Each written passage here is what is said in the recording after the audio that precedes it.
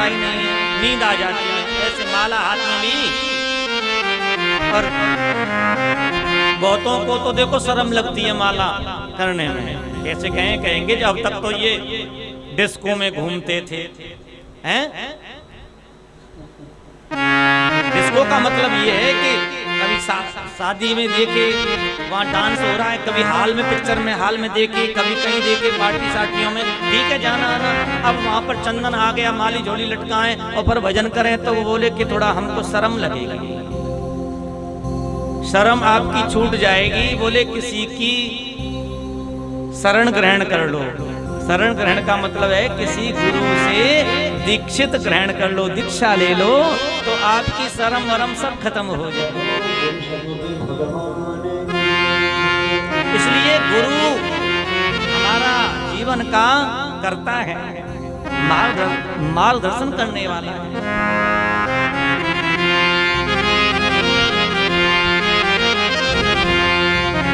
बहुत से लोग तो ये कहते हैं कि महाराज गुरु नहीं बनाना चाहिए, बनाना चाहिए कि नहीं बनाना चाहिए।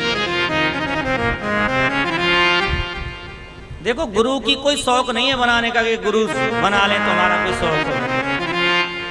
गुरु तो एक मार्गदर्शन करने वाला एक ऐसा भगवान का जीव है, प्राणी है, वो केवल भगवत मार्ग का हमको दर्शन कराता है। वो भगवान नहीं है, लेकिन भगवान में और गुरु में दोष भी अलग अलग मानना ये बहुत बड़ा अपराध है। गुरु ने अपना नाम दिया है, वो गुरु का नाम नहीं है, वो तो भगवान का ही नाम है, लेकिन गुरु एक कर्ता बना।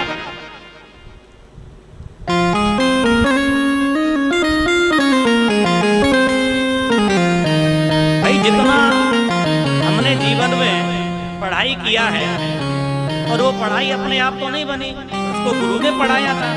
गुरु की ही मेहनत से हमने भी मेहनत किया तो हमको बढ़िया शिक्षा मिल गई, बढ़िया शिक्षा मिल गई, बढ़िया नौकरी मिल गई, तो उसमें गुरु का आशीर्वाद रहा कि नहीं? अच्छा हमको गुरु नहीं समझाते, नहीं पढ़ाते, हम मेहनत नहीं करते, तो गुरु और शिष्य का संयोग है।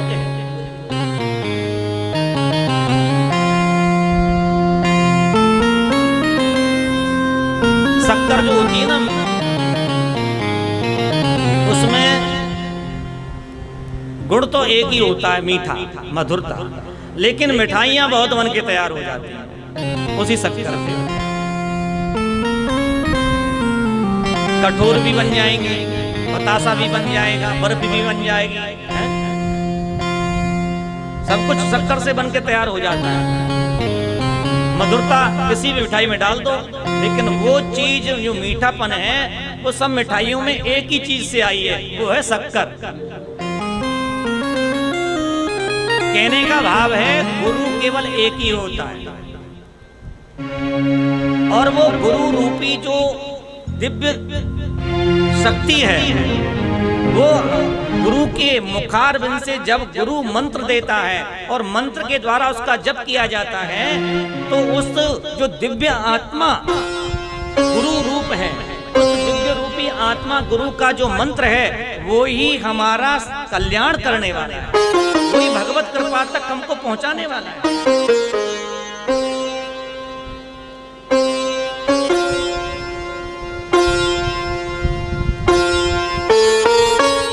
मधुर मधुर नाम सीताराम सीताराम। अधरम मधुरम वदनम मधुरम मधुराद पति रखिलम मधुरम कुंजा मधुरा गावो मधुरा। भगवान का अंग अंग मधुर है, भगवान की लीला मधुर है, भगवान की कथा मधुर है, भगवान का ये संसार भी मधुर है, भगवान की सृष्टि भी मधुर है। भगवान का कोई ऐसा वस्तु नहीं है जो मधुरात मधुर नहीं है।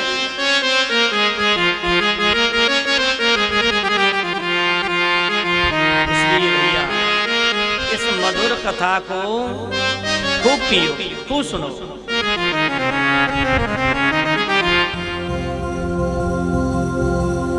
आइए थोड़ा सा एक भजन गा लें। वृंदावन जाऊंगी सखी वृंदावन जाऊंगी, वृंदावन जाऊंगी सखी वृंदावन जाऊंगी। देखिए,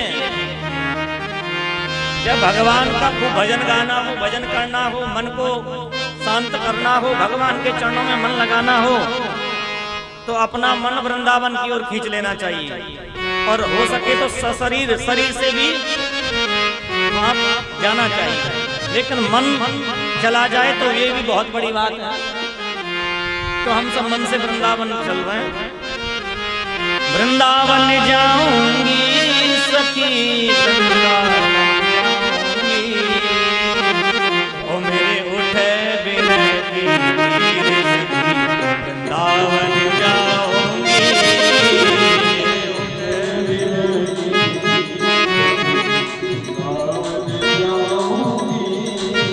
वृंदावन जाऊंगी सखी वृंदावन जाऊंगी,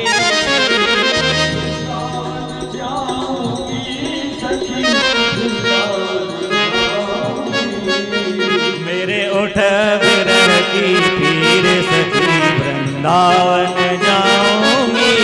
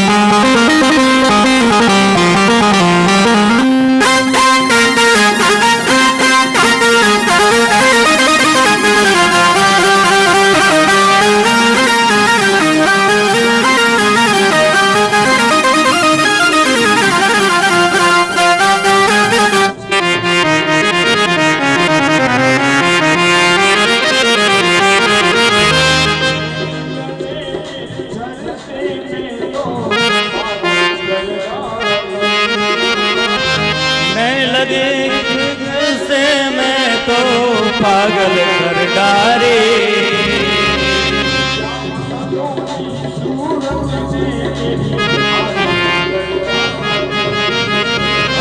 श्याम सलोनी सूरत में मैं अरण कर डारी। जय हो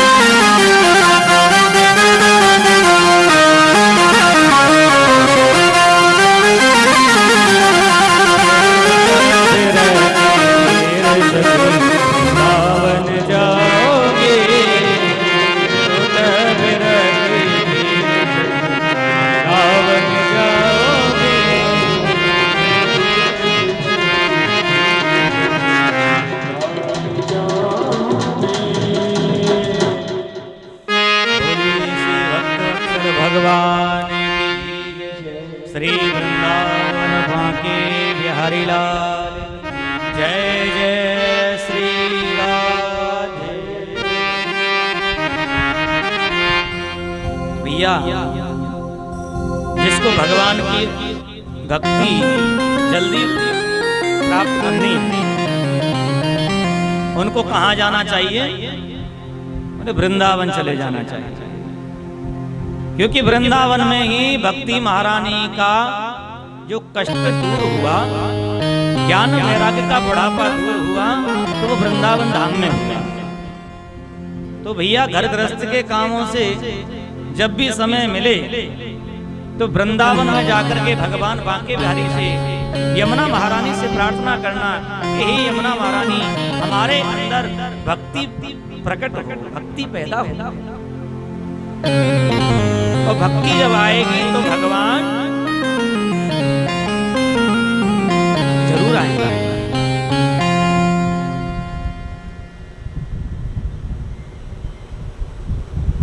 देखो गुरु का जो भाव है, आषाढ़ पूर्णिमा के दिन जिसे गुरु पूर्णिमा कहा गया है,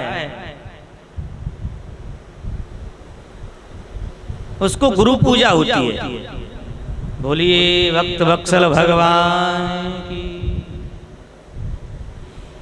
वैसे तो हमारे जीवन में माता पिता का पूजन अथवा उनके चरण छूना, बड़ों को प्रणाम करना, गुरु पूजा करना, ये हमारा धर्म है, ये नित्य क्रिया का धर्म है। लेकिन कोई नित्य ना कर सके गुरु पूजा तो बोले कि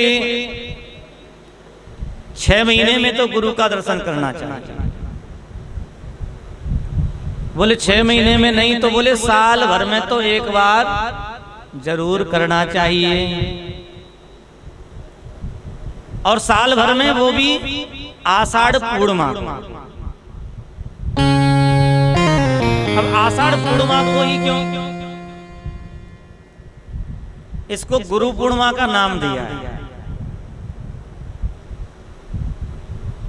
इसलिए देखो, गुरु पूर्णिमा का जो पूजन गुरु देवों को हम करते हैं, गुरुजनों का, इस आषाढ़ पूर्णिमा को वेद व्यास जी महाराज का जन्म हुआ था, अवतार हुआ। क्योंकि व्यास जी ने 18 पुराणों को लिखा था, और 18वें पुराणों को जब लिखा था तो 17 पुराणों की पहले रचना की थी व्यास जी महाराज ने। लेकिन वेद व्यास जी महाराज को 17 पुराण लिखने के बाद में भी संतुष्टि नहीं हुई। असंतुष्टि क्यों नहीं हुई? क्योंकि 17 पुराणों को लिखने के बाद भी संसार के जो लोग थे वो अपने कर्मों में, अपने सुख दुख में ही लिप्त थे। क्योंकि वेद इतिहास शास्त्र जब वेद व्यास जी महाराज ने लिखे तो साधारण हम सब लोग हैं, उनकी समझ में बड़े बड़े वेदों का, इतिहासों का, पुराणों का अर्थ समझ नहीं आया। तो वेद व्यास जी का जो मन था वो बहुत असंतुष्ट हो गया, असंतोष हो गया।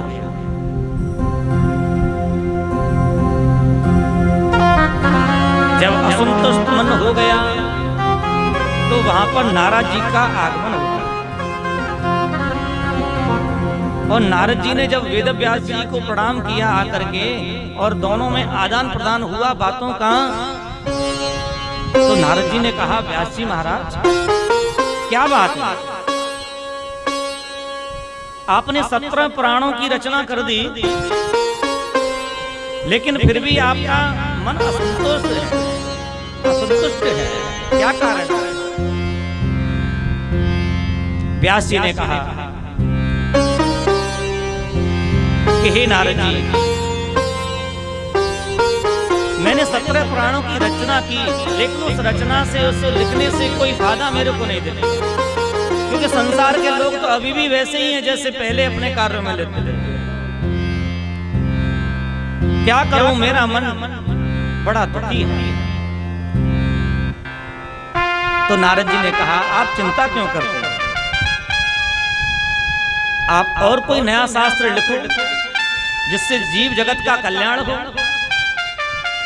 प्राणियों का कल्याण हो। व्यास जी महाराज ने कहा कि अब मेरी बस की बात नहीं है, इतना सब कुछ लिखने के बाद में कोई परिवर्तन जीवन मात्र के अंदर नहीं आया, प्राणी मात्र के अंदर नहीं आया, तो मेरा एक पुराण और लिखने से क्या फायदा है? नारद जी की प्रार्थना को व्यास जी ने अनसुनी करा, लेकिन नारद जी ने उनको समझाया। देखो व्यास जी महाराज, ना यद वचश्चित्र पदम हरेर्यसो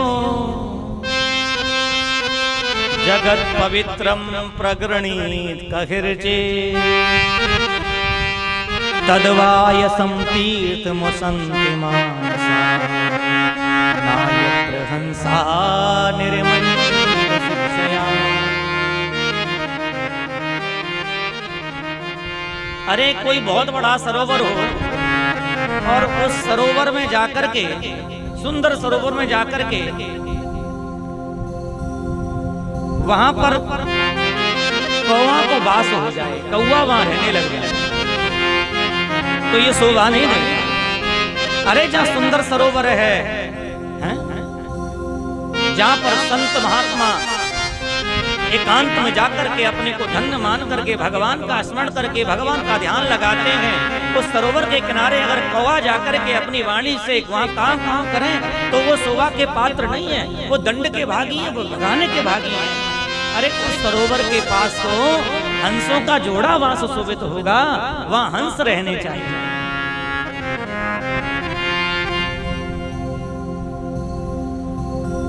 अरे अगर आपको भगवान का कोई और पुराण लिखना है तो आप संत महापुरुषों की सानिध्यता ग्रहण कर लो। अरे आपका भले ही मन ना हो, लेकिन संतों की कृपा से बड़े कार्य सिद्ध हो जाए। आप अपनी हार मत मानिए, क्योंकि आपने जीव मात्र के कल्याण के लिए संकल्प लिया है। तो देखो, जब नारद जी ने ये बात कही तो नारद जी ने अपने पूर्व जन्म की बात बता दी कि आपको पता नहीं है संतों के आशीर्वाद से क्या क्या काम बन जाते हैं। फिर नारद जी ने अपनी पूर्व जन्म की बात बताई। उन्होंने कहा कि आपको मालूम है व्यास जी महाराज, मैं पूर्व जन्म में एक दासी का बेटा था,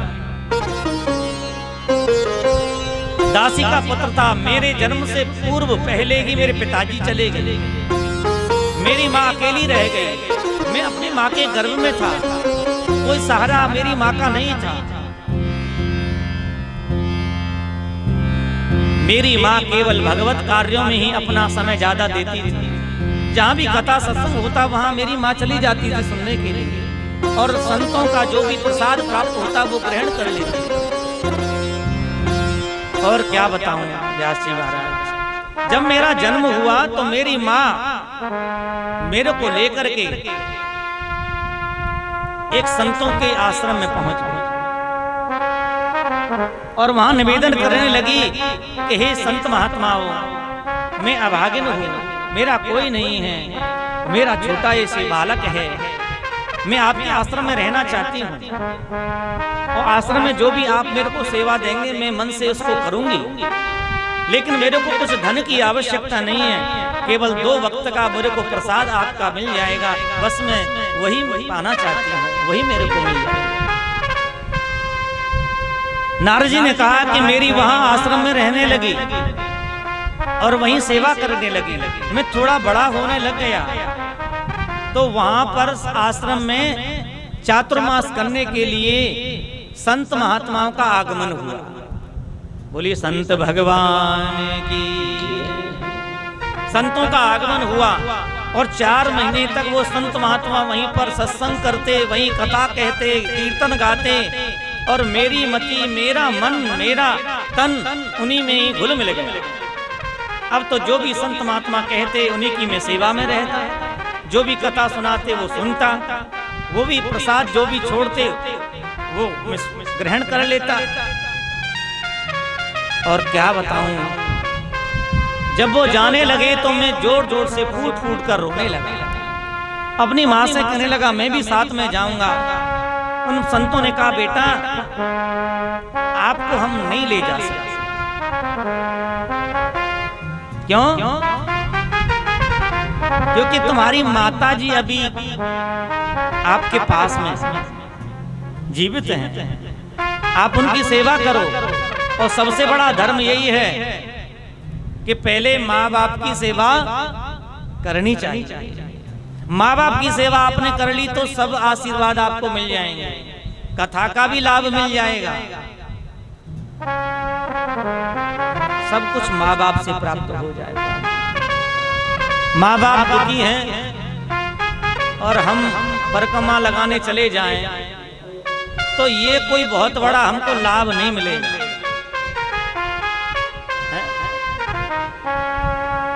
हाँ, जाना है तो मैया की आज्ञा लेके चले गए तो बहुत बड़ा लाभ प्राप्त हो जाएगा। माँ ने कहते बेटा तू जा, मैं ठीक हूँ, मेरे को परेशानी नहीं है।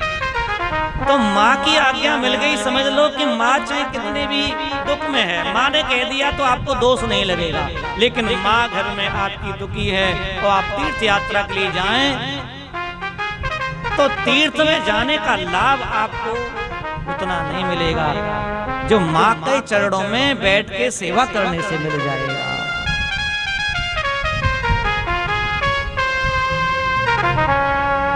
आपने कथा सुनी है ना, अरे गणेश जी महाराज ने कार्तिकेय जी तो अपने वाहन पर बैठ करके पूरी पृथ्वी की परिक्रमा लगा करके आए थे, लेकिन गणेश जी महाराज ने तो माता पार्वती जी की और भोले बाबा की परिक्रमा करके चरण स्पर्श कर लिया है? क्योंकि माँ जो होती है पृथ्वी से बड़ी होती है और पिता आकाश से ऊंचा होता है। इसलिए कहते हैं अगर माँ बाप हमारे बैठे हैं तो पहले उनकी सेवा बनती है, उनका आशीर्वाद हमको लेना चाहिए। जाना है तो उनकी आज्ञा लेके जाओ, इससे बड़ा कोई सौभाग्य नहीं होगा आपके। जब नारद जी ने ये बात कही कि आप संतों का आशीर्वाद लो, संतों की कृपा से ये पुराण लिखो, मैं भी संतों के आशीर्वाद से जब कहा कि आप माँ की सेवा करना, मेरे को एक तो बहुत दुख हुआ कि मैं संतों के साथ नहीं जा सकता, लेकिन संतों ने मेरे को समझाया कि माँ की सेवा करो। मैंने अपनी माँ की सेवा की, लेकिन एक समय आया कि एकदा निर्गात देहा गुह्यंतीन गाम पति ही। एक दिन का समय ऐसा आया कि मेरी माँ आश्रम में सेवा के लिए जा रही थी, उसी समय किसी सर्प ने आकर के मेरी माँ को काट लिया और मेरी माँ की मृत्यु हो गई। हे व्यास जी, मेरी जब माँ संसार को छोड़ करके गई तो मेरे को बहुत दुख हुआ और मेरे आंखों से आंसू आए। दुख मेरे को इसलिए हुआ कि जन्म देने वाली माँ मेरे को छोड़ के चली गई, लेकिन माँ के जाने पर एक मेरे को खुशी इस बात की हुई कि आज मेरे को भगवत मार्ग से मेरे को कोई रोक नहीं सकता,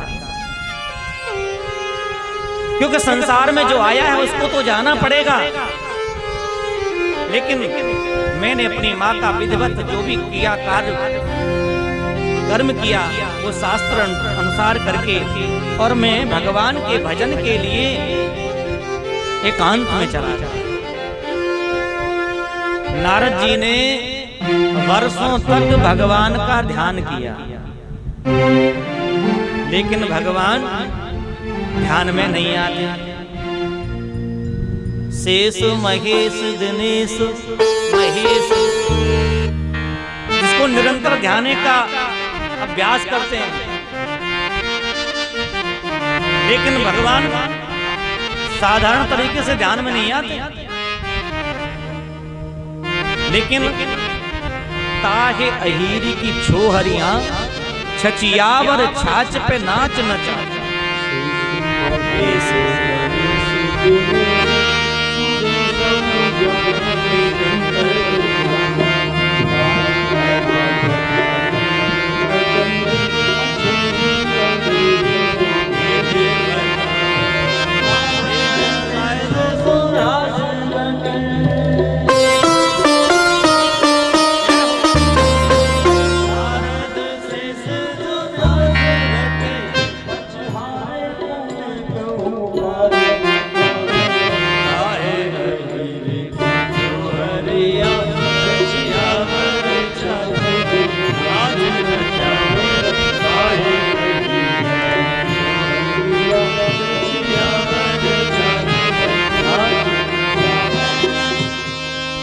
वृंदावन बांके बिहारी लाल। अरे बड़े बड़े महात्मा ऋषि मुनि जिनका ध्यान लगाते हैं वो ध्यान में नहीं आते, लेकिन मैंने बहुत प्रयास किया। लेकिन भगवत कृपा से जब वो महात्मा लोग गए थे तो मेरे को एक मंत्र देके गए, नमो भगवते तुभ्यं वासुदेवाय धीमहि प्रद्युम्नाय निरुद्धाय नमः संकर्षणाय। द्वादक्षर मंत्र का मेरे को मंत्र जब उन्होंने दिया, मैंने उसका विधिवत जप किया। ओम नमो भगवते वासुदेवाय।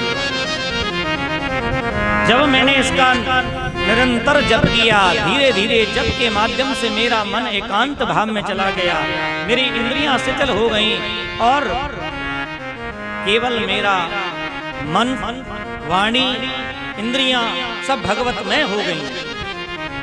और जब ऐसा मेरा संयोग बन गया इंद्रियों का मन का, तो क्षण मात्र के लिए, एक समय के लिए भगवान मेरे अंतःकरण मेरे आंखों के सामने आ गया। बोलिए भक्त वत्सल भगवान।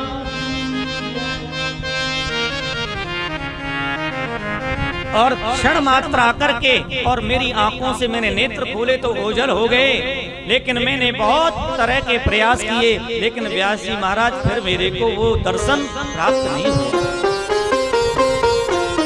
और आकाशवाणी हुई कि हे बच्चा, अगर तुम मेरे स्वरूप का मेरे नाम का आनंद लेना चाहते हैं तो मेरा ध्यान लगाओ, मेरा भजन करो, और भजन के माध्यम से मैं आपको प्राप्त होऊंगा। और ऐसे भगवान के आशीर्वाद से मैं भजन करता रहा, और उसके प्रताप के कारण, भजन के कारण मैं आज नारद बन गया। ऐसी भगवान की कृपा है। अरे नाम की महिमा अनंत है। भगवान का सोते जागते खाते पीते नाम नगर निकलता रहे, इससे बड़ा कोई धनी नहीं है। वेद व्यास जी की बात समझ में आ गई और उन्होंने श्रीमद् भागवत रूपी इस पुराण को लिखना प्रारंभ किया। और इसी पुराण के माध्यम से सबका कल्याण हुआ, परीक्षित का भी कल्याण हुआ। सूत जी महाराज कहते हैं कि ऋषियों, जब भगवान ने इसका संसार के कारण और कर्ता ठाकुर जी स्वयं बने हैं, विधाता ब्रह्मा को भी उन्होंने स्वयं बनाया है। जब वेद व्यास जी ने इस पुराण को लिख दिया तो बोले उसका कुछ सुनने का अधिकारी होना चाहिए। भाई जिस पुस्तक को, जिस ग्रंथ को लिखा है उसका कोई पढ़ने वाला तो हो। तो पढ़ने के लिए, पढ़ाने के लिए उन्होंने संसार में कोई अधिकारी नजर नहीं आया। सुखदेव मुनि को याद किया है। बोलिए सुखदेव जी महाराज की। बहुत लंबी कथा है कि जनक के यहाँ पी जाते हैं, और बड़ी कथा का बहुत बड़ा दर्शन है, लेकिन समय के प्रभाव से बस हम ये आपको दर्शन कराते हैं कि अंत में व्यास जी महाराज ने सुखदेव जी महाराज को श्रीमद् भागवत कथा को पढ़ाया। देखो सुखदेव जी के पास तो पहले से ही ये पहले ज्ञान था, क्योंकि उन्होंने गर्भ में ही इस अमर कथा को सुन लिया था। लेकिन गुरुमुख जो वाणी होती है वो बहुत हमारे जीवन में जरूरी होती है, क्योंकि व्यास जी महाराज को गुरु के रूप में ही सुखदेव जी ने स्वीकार किया था। बोलिए भक्त वत्सल भगवान की। आत्मा रामश्च सुनयो निर्वंता आयुष्मते। सूत महाराज कहते हैं कि जब सुखदेव मुनि ने श्रीमद् भागवत महापुराण को सुना, पढ़ा, तो उसको सुनाने का अधिकार किसको प्राप्त होगा, किसको ये सुनाई जाएगी। तो सूत जी महाराज कहते हैं कि इस कथा का आगे का भाव पांडवों की कथा से इसका दर्शन कराने का भाव सूत जी महाराज ने ऋषियों को श्रवण कराया। कहते हैं कि राज धर्मान मोक्ष धर्मान स्त्री धर्मान विभाग स। जब पांडवों ने सब कुछ अपना छोड़ करके, अपना पूरा महाभारत का युद्ध हो गया, सबका कार्य से, सब कार्यों से निवृत्त हो गए, तो अपना पूरा राजकाज छोड़ करके जाने लगे। जब पांडव जाने लगे तो उनका पुत्र था अभिमन्यु। अभिमन्यु की मृत्यु तो पहले ही हो चुकी थी महाभारत में, लेकिन अपनी पत्नी का नाम था उत्तरा, और उत्तरा के गर्भ में जो बालक था उसका नाम था परीक्षित। बोलिए परीक्षित जी महाराज की।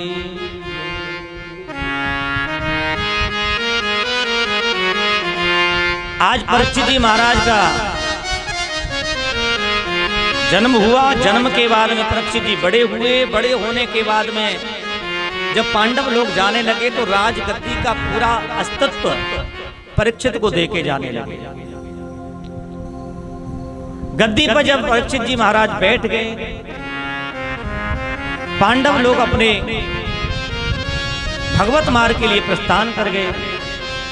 कहते हैं कि सबका जो शरीर था वो क्षीण हो गया था, नष्ट हो गया था, लेकिन सशरीर केवल युधिष्ठिर ही भगवत धाम के लिए गए थे। कुछ समय के लिए तो उनको भी कष्ट हुआ था, लेकिन बाद में वो भगवत धाम के लिए युधिष्ठिर ही पहुंचे थे, क्योंकि युधिष्ठिर जी को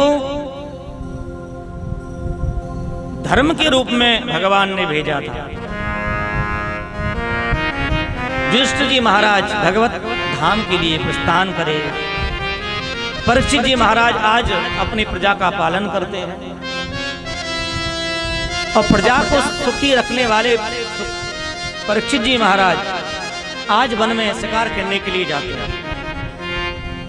और शिकार खेलने के लिए जब जाते हैं परीक्षित जी,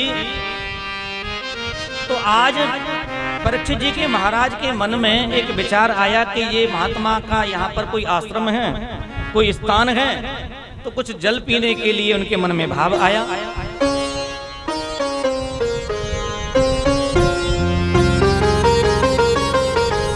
और जल पीने के लिए जब भाव आया, वो वहां जब पहुंचे तो वहां पर एक ऋषि अपने ध्यान में बैठे हुए। ऋषि जब ध्यान में बैठे, राजा परीक्षित ने उनको प्रयास किया, आवाज लगाई, कुछ वहां से समाचार नहीं मिला, समाचार उनको प्राप्त नहीं हुआ। तो राजा परीक्षित के मन में पता नहीं क्या विचार आया, उन्होंने एक मरा हुआ सर्प लेकर के और ऋषि के गले में डाल दिया। ऋषि के गले में डाल दिया। वहां पर ऋषि मुनियों के बालक थे और एक बालक ने जाकर के कौश की नदी पर समीक जो ऋषि थे उसके पुत्र थे श्रृंगी ऋषि, और श्रृंगी ऋषि से कहा कि तुम्हारे पिताजी के गले में मरा हुआ सर्प डाला है। जैसे ही जब सुना श्रृंगी ने, तो कौश की नदी से जल लेकर के और हाथ में ये संकल्प किया कि जिसने भी मेरे पिताजी के गले में मरा हुआ सर्प डाला है, इन्हीं सर्पों का तक्षक जाति का सर्प राजा उस पर परीक्षित को डसेगा और उसकी मृत्यु हो जाएगी।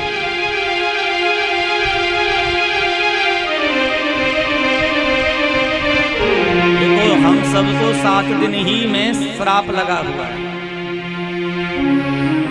ऐसा नहीं है परीक्षित को ही श्राप लगा, हम सबको भी 7 दिन में जाना है, हम सबको भी श्राप लगा हुआ है। लेकिन परीक्षित जी महाराज ने तो 7 दिन में अपना कल्याण कर लिया, लेकिन हमारे पास तो बहुत समय है, क्योंकि 7 दिन में मरने का श्राप लग चुका था परीक्षित जी को, तो उनका कल्याण हो गया। अरे भगवान ने हमको तो एक बार नहीं, 2 बार नहीं, कितनी बार 7-7 दिन कथा श्रवण करने को मिल जाती है, कितनी बार से हम कथा सुन रहे हैं। हमारा कल्याण क्यों नहीं होगा? जरूर होगा। एक बात समझ में नहीं आई, सुखदेव परीक्षित जैसे ज्ञानी जो प्रजा का पालन करने वाले धर्म सम्राट, उनके मन में कैसे विचार आ गया कि वो एक मरा हुआ सर्प ऋषि के गले में डाल दिया? ये सब कलयुग के कारण। क्योंकि पांडवों ने जब जरासंध का वध किया था, तो जरासंध का जो भी मुकुट था ना, वो सोने का था, और सोने का जो मुकुट था उसको पांडव जरासंध को मार के लेके आए। और अपने राजकोष में रख दिया था। आज परीक्षित ने वो मुकुट पहन लिया और उस अधर्म रूपी मुकुट को धारण कर करके परीक्षित जंगल में जब गए तो उसी मुकुट में कलयुग का वास था, कलयुग ने प्रवेश किया था। क्योंकि पूर्व काल में जब पांडव चले गए तो कलयुग रूपी जो ये प्राणी था, ये धर्म रूपी चारों पैरों को काटने का प्रयास कर रहा था। और भैया देखो, सतयुग, त्रेता, द्वापर और कलयुग, धर्म, अर्थ, काम और मोक्ष, इस चारों पुरुषार्थ हैं। इस कलयुग ने इन तीनों को खत्म कर दिया। अर्थ भी हमारे पास अगर चाहते हैं तो शरीर के साधनों के लिए। अर्थ का मतलब धन नहीं है। अर्थ का मतलब यह है कि अपनी वाणी के माध्यम से हम भगवान रूपी उस धन का वितरण करें, सेवन करें, दान करें।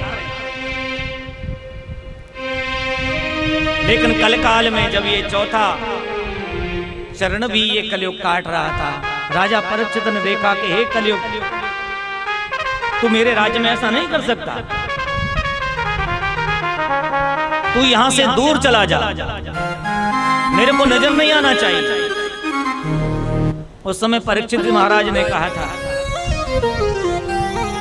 कि मेरे को यहां से दिखाई देने न देना चाहिए। तो जो कलयुग था, उस कलयुग ने प्रार्थना की कि हे प्रभु, आप एक बात बताओ कि जहां तक दृष्टि जाती है वहां तक आपका ही राज्य है। अब ये बात बताइए कि मैं जाऊं तो कहां जाऊं? ऐसी कोई जगह है जहां आपका राज्य नहीं?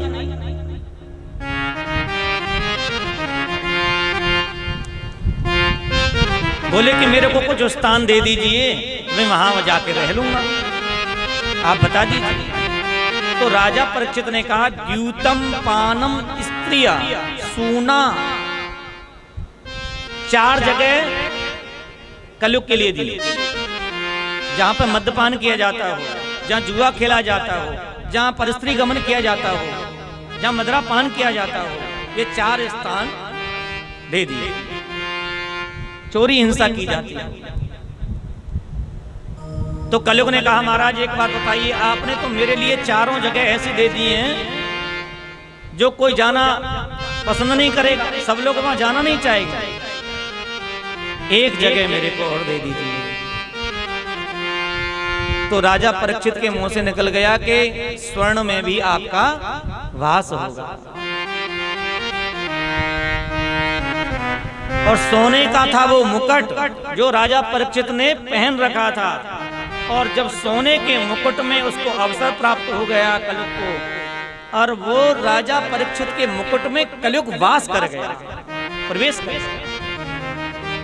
उसी के वजह से राजा परीक्षित की बुद्धि में विकृति आई और समीक ऋषि के गले में मरा हुआ सर्प डाला।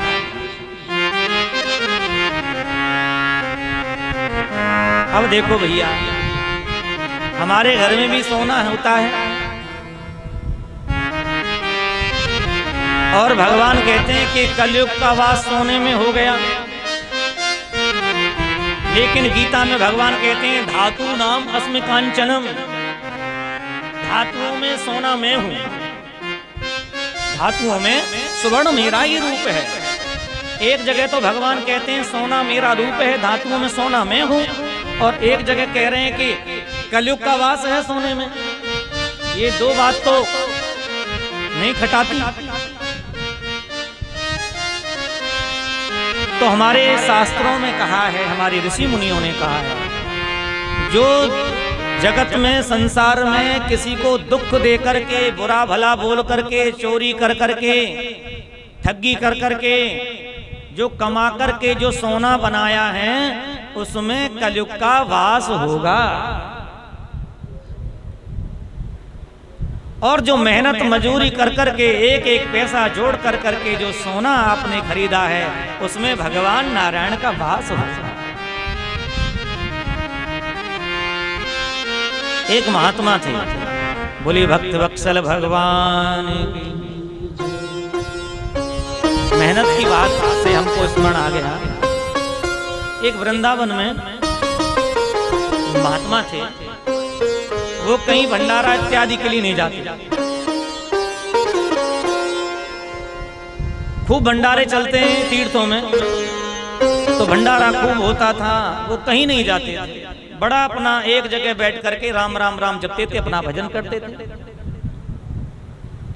तो एक दिन कोई बहुत पुराने मित्र उनके आ गए, बोले भैया आप तो संत हो गए और हम तो देखो ये नौकरी करते हैं, हमारे इतने बच्चे हैं। 2-4 बार 5 बार आना उनका हुआ तो थोड़ा सा पुरानी बातों का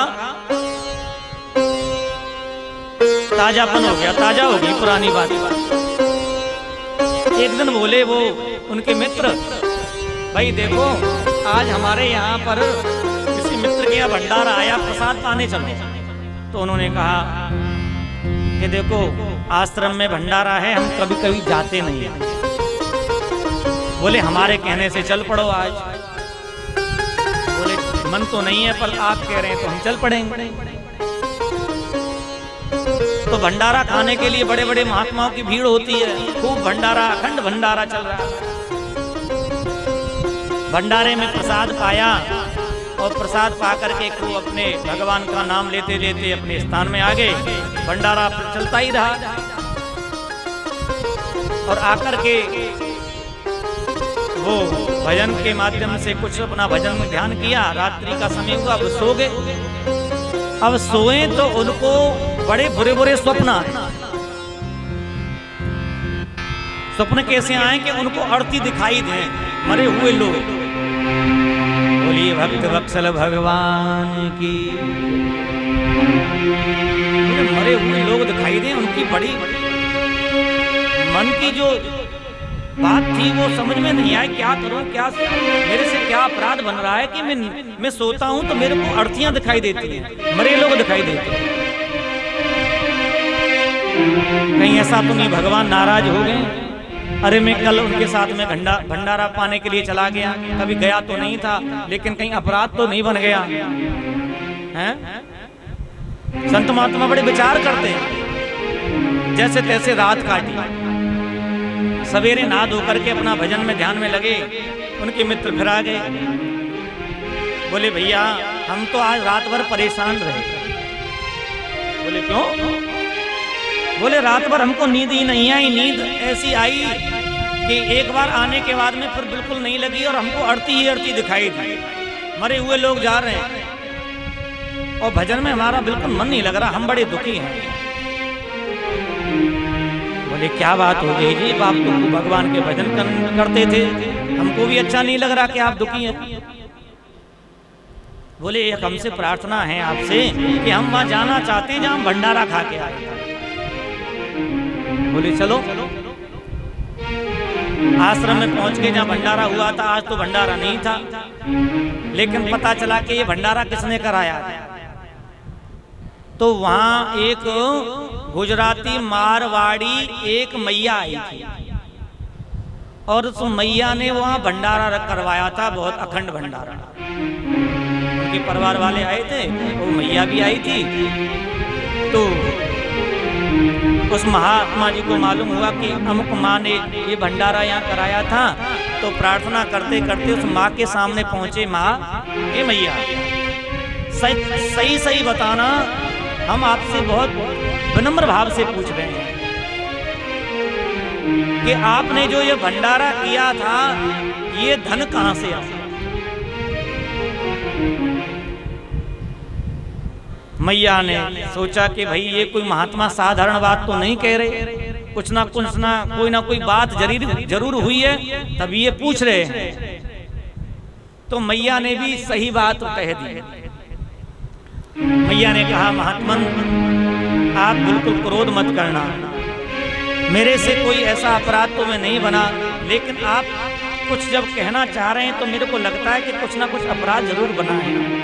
बोले कोई बात नहीं माँ, बस ये बताओ कि ये भंडारे में जो धन आपने लगाया वो कहाँ से आया था? माँ ने कहा कि हे महात्मन, हमारे यहाँ पर जब भी कोई व्यक्ति मर जाता है तो उसकी अर्थी पर लोग पैसा चढ़ाते।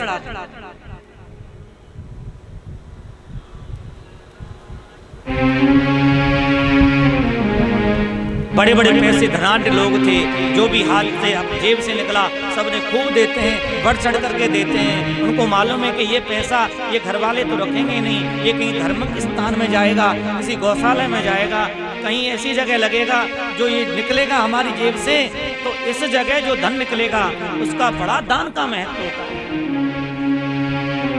हे महात्मा, ये वही पैसा था, जितना जो पैसा था मैंने इस भंडारे में लगा दिया। संत महात्मा के नेत्रों से अश्रु आ गए और कहने लगे कि हे प्रभु, जैसा खाओ अन्न और वैसा हो जाए मन, जैसा पियो पानी और वैसी हो जाए वाणी। अरे ये अपराध भैया हमारे जीवन में बन जाते हैं। जो अन्न धन जो आ रहा है वो कहां से आ रहा है? वो महात्माओं के जीवन में बहुत प्रभावशाली हो जाता है।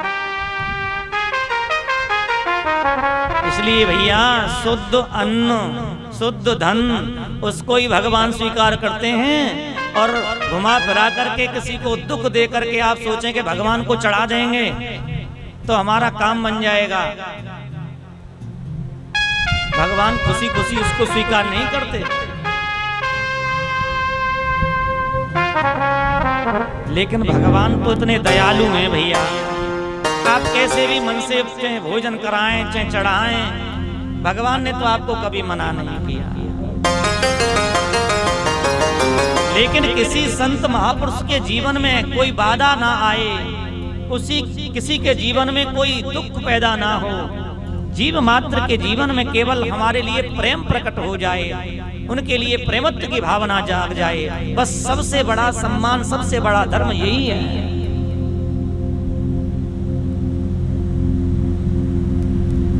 निर्मत्सराणाम सताम, सताम कहते हैं हृदय में धर्म का स्थान व्याप्त हो जाए। सताम का अर्थ है कि एक बार आने पर वो छूटे नहीं, एक बार आने के बार में सतत बनता रहे, ऐसा भजन होना चाहिए।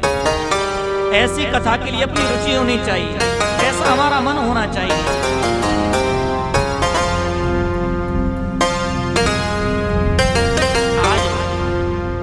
राजा परीक्षित को श्राप लग गया था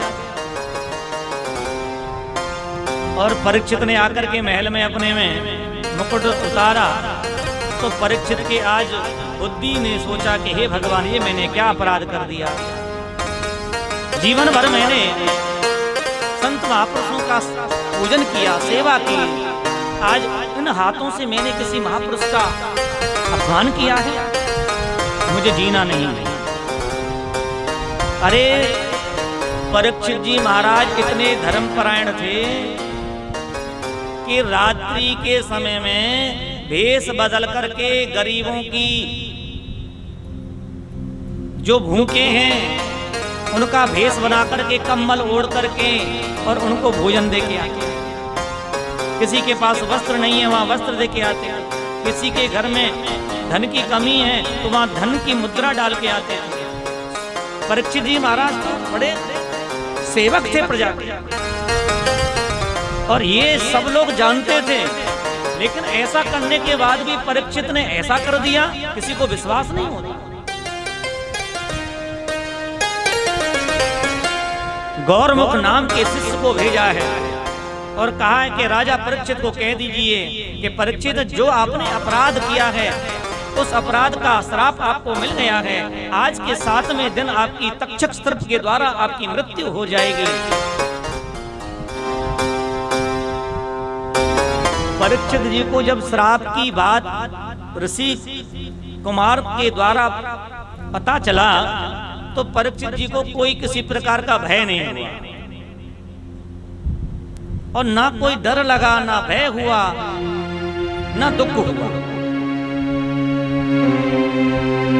बस एक ही बात मन से अंदर से निकल करके आई कि जो अपराध मैंने किया है भगवान ने मेरा दंड स्वीकार कर दिया।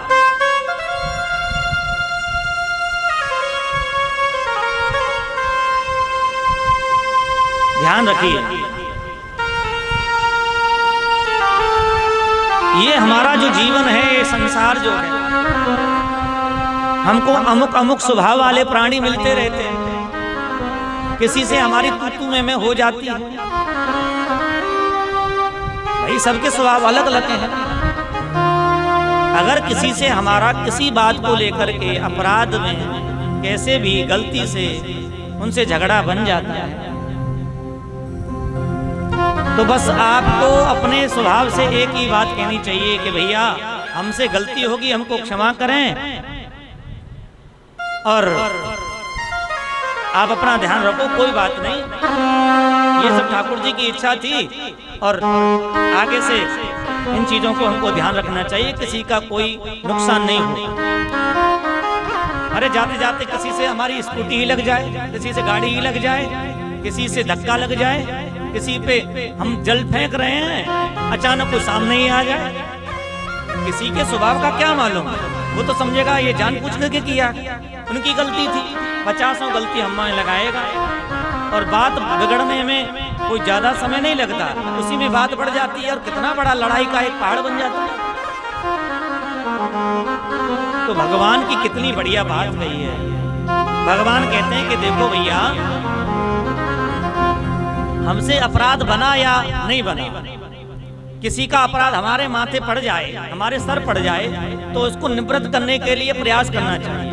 निवृत्त जब हो जाए तो ये भगवान का धन्यवाद करना चाहिए कि हे ठाकुर जी, जो हो गया आपने बड़ी कृपा की, यहीं सुलट गया। लेकिन कोई बात अगर किसी से हो जाती है और वो बात बढ़ती जाती है, आपने 2 बात कही, 4 उसने कही, 4 आपने कही, उसने 10 कही, तो समझ लिए ये आपका एक अपराध और बनके तैयार हो गया।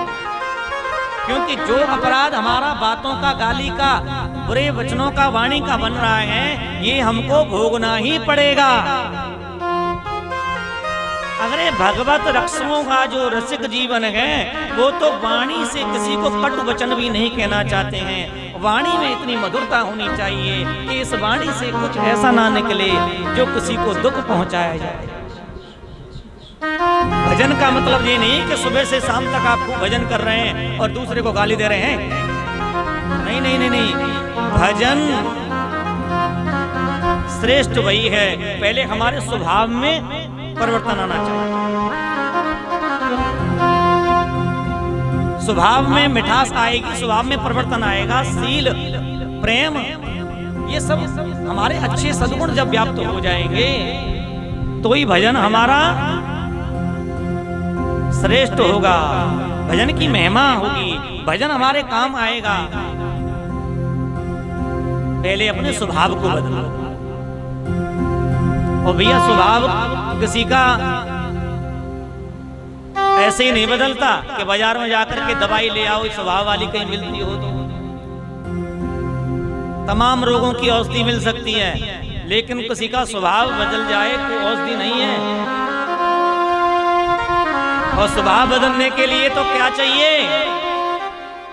भागवत की कथा चाहिए, भागवत की सानिध्यता चाहिए, संतों की सानिध्यता चाहिए। बोलिए भक्त वत्सल भगवान की।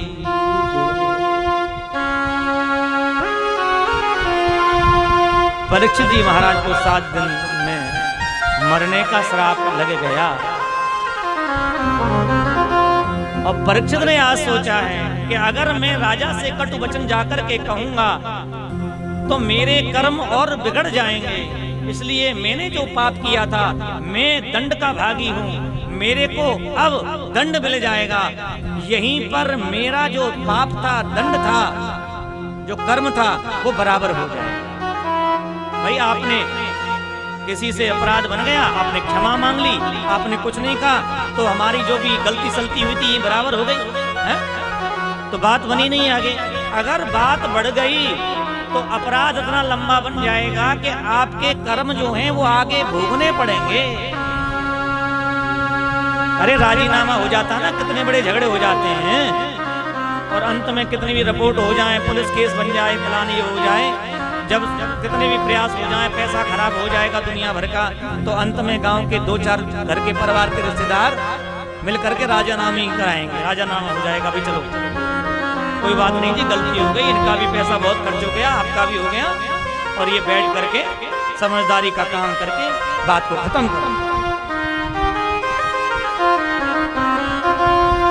दंड जब मिल गया तो हम उस दंड से मुक्त हो गए। परीक्षित ने आज अपराध किया तो परीक्षित अपने को मुक्त समझ रहा है। सोचते हैं कि मेरे को जो पाप हुआ था आज मेरे को श्राप मिल गया, अब मुझे भय नहीं है, मुझे डर नहीं है।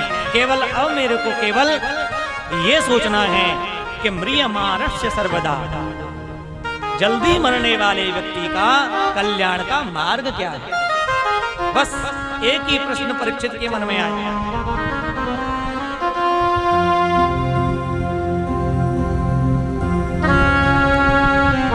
भैया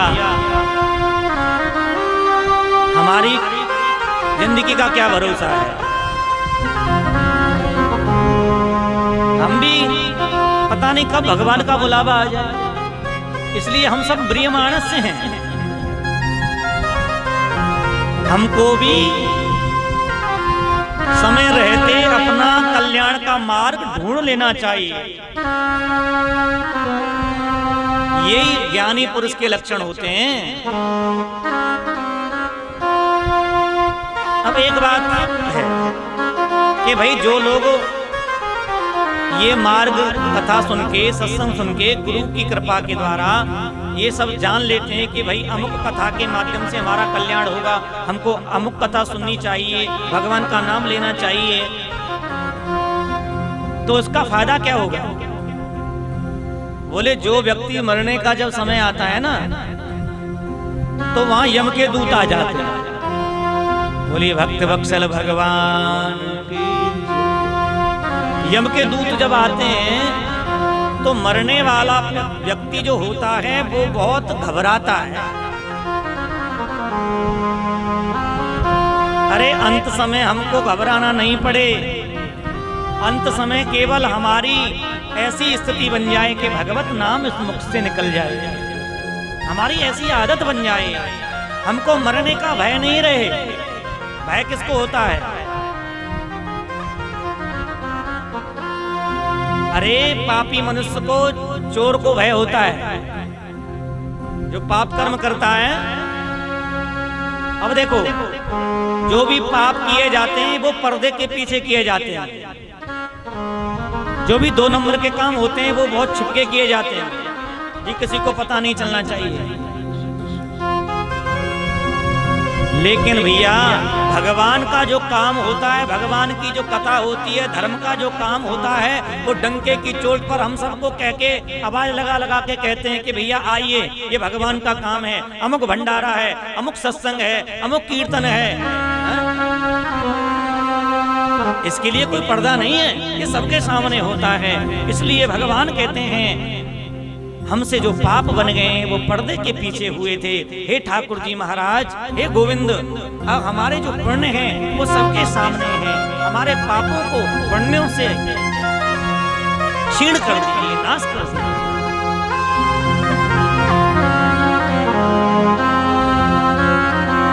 भगवान कहते हैं कि सुखदेव मुनि ने राजा परीक्षित का कल्याण किया, और आज सब ऋषि मुनि इकट्ठे होकर के सोचते हैं कि राजा परीक्षित को श्राप लगा है 7 दिन में मरने का। लेकिन क्या ऐसा कोई धर्म है, कोई ऐसा शास्त्र है, कोई ऐसी विद्या है जो राजा परीक्षित के कष्ट की निवृत्ति हो जाए, उनके श्राप की निवृत्ति हो जाए? का कल्याण कैसे होगा? लेकिन भैया कोई भी महापुरुष ये निर्णय नहीं कर पाए कि किसी की हिम्मत नहीं हो, क्योंकि राजा जो परीक्षित थे वो साधारण नहीं थे, और ऐसा वैसा ज्ञानी परीक्षित के सामने नहीं जा सकता। आज सुखदेव मुनि को ये मालूम हुआ कि राजा परीक्षित को श्राप लगा है, तो सुखदेव मुनि आज स्वयं चल करके परीक्षित के पास आए हुए हैं। बोलिए श्री सुखदेव जी महाराज की। किसी व्यक्ति को बहुत जोर की प्यास लगी हो तो वो पानी की खोज में निकलेगा कि नहीं? भाई पानी चाहिए, कहीं मिल जाए। और पानी जिसको प्यास लगी हो, गला जिसका सूखा जा रहा हो, उसको पल पल भारी पड़ रहा हो, तो वो ये देखेगा कि भाई ये पानी आरओ का है कि खारा है कि बिस्लरी का है, कौन सा है। उसको तो कहीं तालाब का भी मिलेगा, कुएं का मिलेगा, नल का मिलेगा, जैसा भी मिलेगा वो एक बार पी लेगा। लेकिन जिसको प्यास नहीं है ना, तो वो कहेगा जी ये पानी कौन सा है, खारा है क्या? नहीं नहीं, इसको नहीं पी। बिस्लरी का है, आरओ का है, अरे गला खराब हो जाएगा, बीमार पड़ जाएंगे। तो सामने वाला कहेगा जी ये प्याऊ है, यहाँ पर सप्लाई का पानी आता है, आप इसी को पी लीजिए। नहीं जी ये नहीं पिएंगे, हमको ना बहुत गला खराब होता है और डॉक्टर ने मना किया है, बीमार हो जाएंगे। तो बोले भैया आपको प्यास नहीं है। जिसको प्यास लगी होती है वो खारा मीठा नहीं देखता, वो तो पी जाता है। और जो प्यास जिस व्यक्ति को लगी है उसको कुएं पर, नलकूप पर स्वयं खोजना पड़ता है, जाना पड़ता है। लेकिन यहाँ प्यास परीक्षित को लगी है, लेकिन ये भगवान की कृपा देखो, स्वयं पिलाने वाला व्यक्ति राजा परीक्षित के यहाँ पहुंचे। भगवत कथा की जो रसिक हैं सुखदेव मुनि, वो स्वयं चलकर राजा परीक्षित के पास पहुंचे। क्यों? कि संत महापुरुष जो होते हैं उन्होंने सोचा परीक्षित जैसा मेरे को पात्र नहीं मिलेगा, और 7 दिन में राजा परीक्षित से, राजा परीक्षित का जो श्राप लगा है उसका कल्याण करने का मेरे को कोई प्राणी दिखाई नहीं देता। आज मेरे को यह समय आया है कि मैं परीक्षित का उद्धार करूंगा। तो भैया हम सबको भी 7 दिन में मरने का श्राप लगा हुआ है। हमारे पास 7 ही दिन हैं। परीक्षित जी महाराज पहुंचे हैं, देखा है सुखदेव मुनि आए हैं, साष्टांग दंडवत प्रणाम किया है। बोलिए सुखदेव जी महाराज की। परीक्षित महाराज ने पूजन किया है। पूजन करने के बाद में केवल एक ही प्रश्न किया कि प्रभु आपको सब कुछ ज्ञात हो गया, मेरा एक प्रश्न है कि जल्दी मरने वाले व्यक्ति का मुक्ति का उपाय क्या है? तो ये उपाय भगवान सुखदेव मुनि कल आपको बताएंगे। कल की कथा में आपको आगे का दर्शन कराएंगे। कथा का समय तो हमने 3 बजे से रखा है, 6:30 तक, लेकिन सब अपने घर गृहस्थ के कामों से निकल करके आते आते 4 बज जाते हैं। आज तो 4 ही बज गए थे। तो मेरी प्रार्थना है कि भैया जैसा जिसके पास में समय है वो समय से आ जाएंगे, तो ये भागवत जी का भी सम्मान होगा, भगवान का भी होगा, और हमारे जीवन का बहुत बड़ा हमको लाभ होगा। और यहाँ से हम समय से चले भी जाएंगे, घर में भी आपको अपने काम में कोई दिक्कत परेशानी ना हो। बस यही है कि समय का ध्यान रखेंगे तो सही समय से कथा पूर्ण हो जाएगी। आइए हम कथा का आज का विश्राम यही करते हैं। कल की कथा का 3य दिवस है। सभी बहन भाई बंधु समय से आए और इस कथा का लाभ लें। आइए थोड़ा सा हरिनाम संकीर्तन करें, उसके बाद में हम आरती भगवान की करेंगे। और आरती के बाद में सबसे हमारी हाथ जोड़ के प्रार्थना है, मंदिर पर नीचे इस भागवत की कृपा के और सबके सहयोग से, देखो कथा का कोई एक यजमान तो है नहीं, अपने अपने सब जिसमें कुछ ना कुछ योगदान डाला है, और उस योगदान का हमको ये फल दिखाई दे रहा है। तो नीचे भंडारे की व्यवस्था रखी गई है, और ये व्यवस्था 7 दिन की है। बहुत लोग कहते हैं कि जी पंडित जी आप इतना पैसा भंडारे में लगा देते हैं, क्या जरूरत है, ऐसे प्रसाद बांट दिया करो, इतना पैसा क्यों खर्च करते हैं। मेरी सत्य बात यह है कि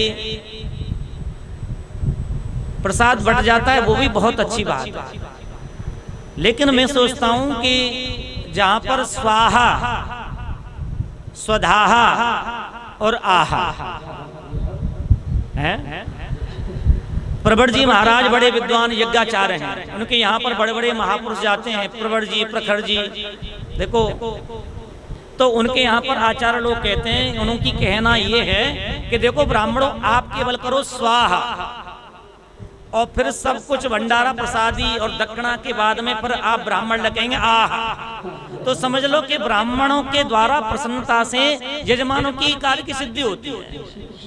यजमानों ने जो धन दिया है, अन्न दिया है, जो भी उन्होंने अपने हाथ से दिया है, उनकी जो दान की जो दृष्टि थी देने की, वो बहुत अनंत बढ़ जाती है।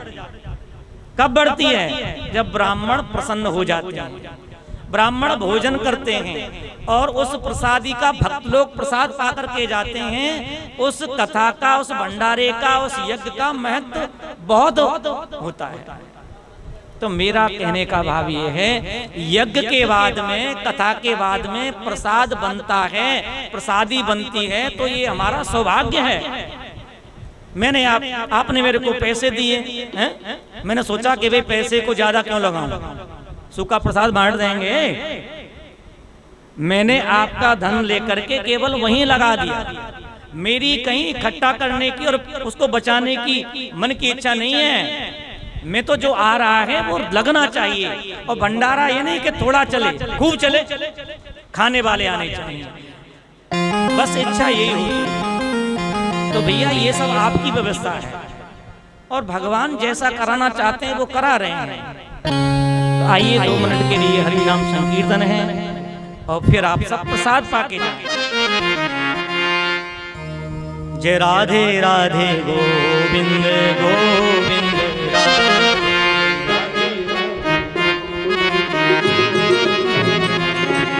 राधे राधे गोविंद गोविंद राधे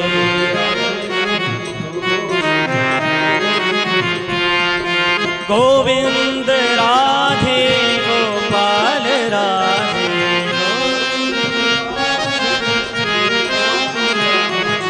गोविंद राधे गोपाल राधे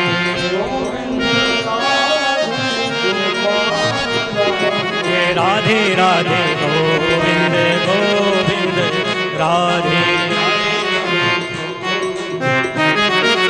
ऐसे नहीं, सभी भगवान के चरणों में ताली बजा के सभी भगवान का नाद ब्रह्म के द्वारा जय राधे राधे गोविंद गोविंद राधे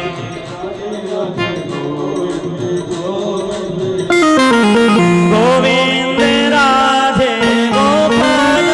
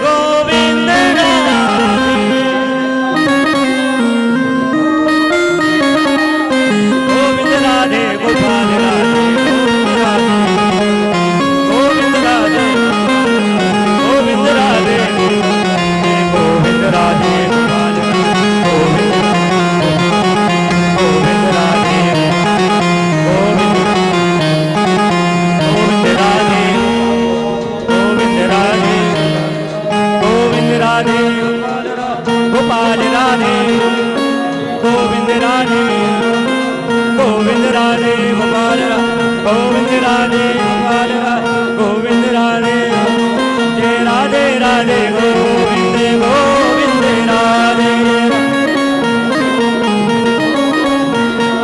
जय राधे राधे गोविंद गोविंद राधे राधे जय राधे राधे गोविंद गोविंद राधे जय राधे राधे राधे राधे राधे जय राधे राधे जय राधे राधे राधे वृंदावन में राधे वृंदावन में राधे यमुना तट पे राधे यमुना तट पे राधे बिहारी जी पे राधे बिहारी जी में राधे बिहारी जी में राधे मोरकुटी पे राधे मोरकुटी पे राधे निधवन में राधे निधवन में राधे मधुवन में राधे मधुवन में सेवा कुंज पे राधे सेवा कुंज पे परिक्रमा में राधे परिक्रमा में राधे जोर से बोलो राधे प्रेम से बोलो राधे गोवर्धन में राधे दान घाटी पे राधे दान घाटी पे राधे दान घाटी पे राधे राधा कुंड पे राधे राधा कुंड पे राधे कृष्ण कुंड पे राधे आने और में राधे आने और में राधे जदीपुरा में राधे जदीपुरा में राधे प्रेम से बोलो जोर से बोलो राधे राधे जय राधे राधे जय राधे राधे जय राधे राधे राधे जय राधे राधे राधे जय राधे राधे जय राधे राधे राधे जय राधे राधे राधे जय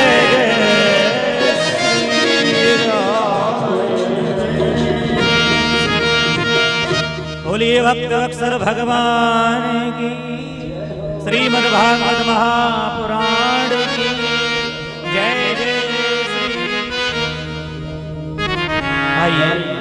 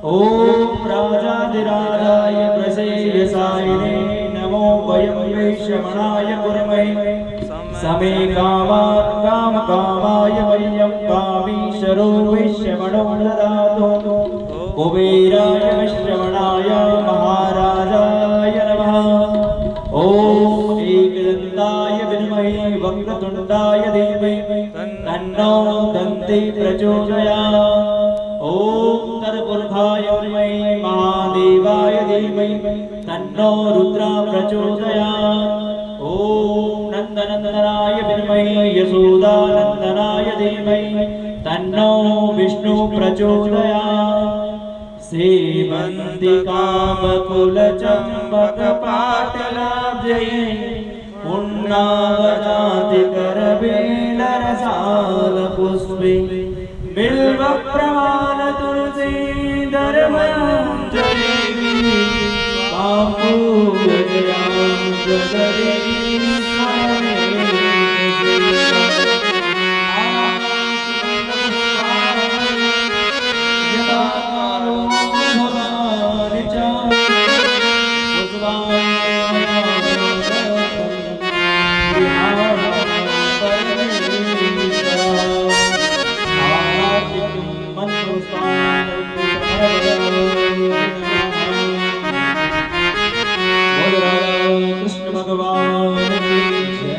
श्रीमद्भागवत महापुराण की जय हो। व्यास देव जी महाराज की जय हो। सुखदेव भगवान की जय हो।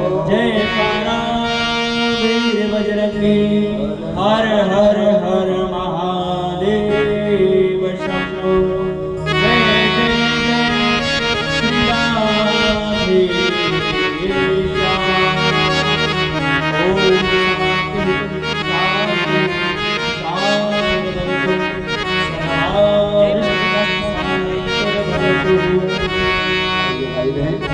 एक एक परिक्रमा करते हुए भागवत भगवान की समय आप लोग एक परिक्रमा करें और भागवत भगवान की परिक्रमा करते हुए प्रसाद पाए भंडारा पाए मंदिर में पहुंचे माता बहने इस समय तो कथा के बाद में कम से कम एक परिक्रमा किया करो मेरी मातृ बहनों।